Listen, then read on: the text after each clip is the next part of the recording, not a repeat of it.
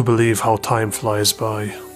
1.5 years ago I made my second video ever about a game called Heart of Darkness, an absolute PlayStation classic developed by French prodigy Éric Chahi. A game that was heavily influenced by Dragon Slayer, as you have to do a lot of try and error in order to find out how to progress in the game. The game was flawed but absolutely brutal and challenging while being cute and whimsical at the same time. Back when I reviewed the game I heard that Heart of Darkness has striking similarities with another one of Chahi's games, a game that goes by the name Another World. Naturally, that got me quite curious because I always liked Heart of Darkness, so maybe it's time to check it out.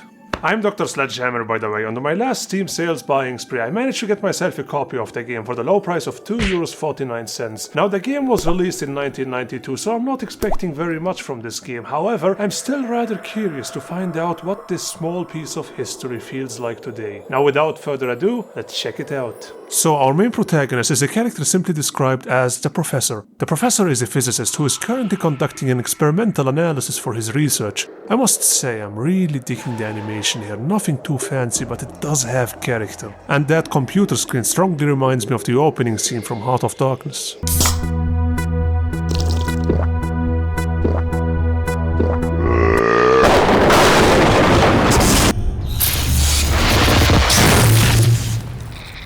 Whoa.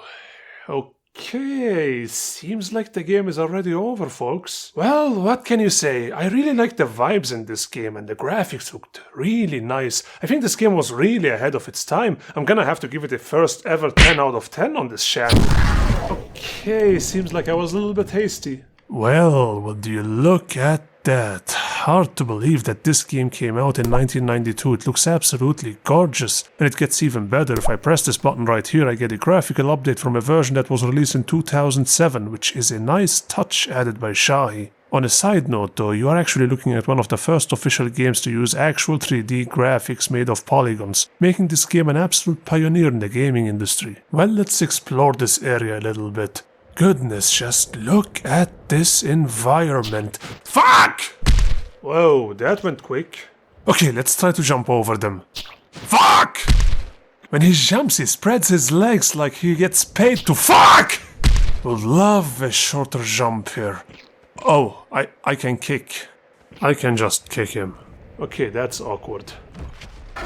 Oh shit, look at this, your mom is horny again. Thank goodness. It seems like I found some friends. Or not.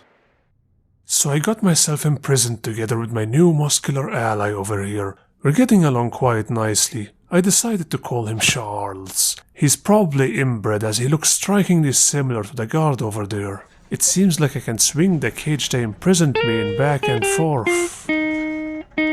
Swinging up and down on my great big swing, swinging up and down on my great big swing, swinging up and down on my great big swing. Won't you be my darling? Yes! We escaped! And I got a gun. Alrighty, so we're being followed and I have to defend myself. Now the gun is something unique that I have never seen before. If you rapidly tap the button over here, you will shoot small laser projectiles. If you hold and release, you create a shield that can block a number of projectiles from your inbred assailants. While blocking bullets, you can hold down the button for a little longer and...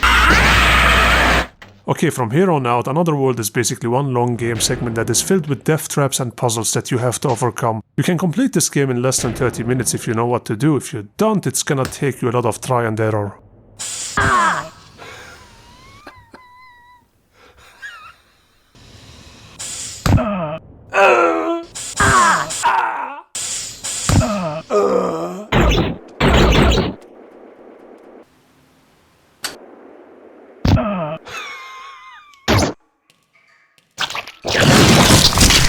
Okay, this gets boring fast. You have checkpoints all over the map, and trust me, you're gonna need them because the game is much more challenging than it looks. Especially these infuriating firefights that you have with these inbred fucks.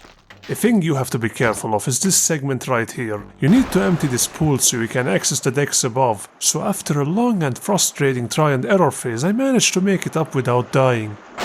I noticed, however, that whenever I died fighting inbreds on the decks above, I had to redo the whole thing. So basically I have to be able to play this hard and grueling 10 minutes long segment without dying. I spent literally 2 hours trying to make this happen, and when I got to the end, I noticed that there isn't very much left for me to do.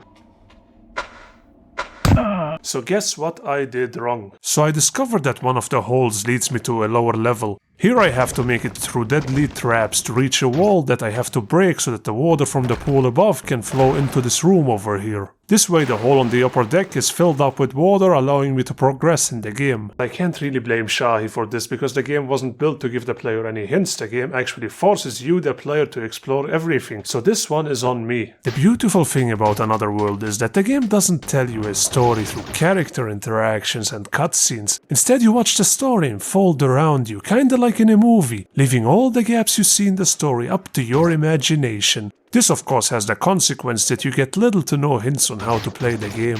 As for the plot, it seems like we have landed on an unknown planet in a parallel universe. We are in a city inhabited by beings we know nothing about, and we play with the protagonist that we also know nothing about. This is a game that offers you the magical feeling of being an explorer. So hop onto your computer and let's explore Another World.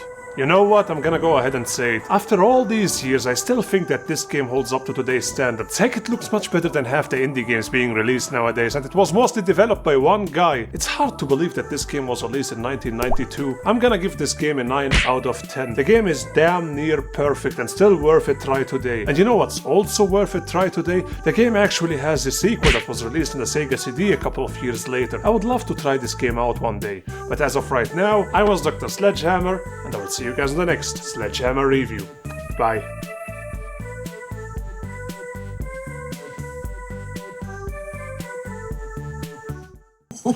See you next time.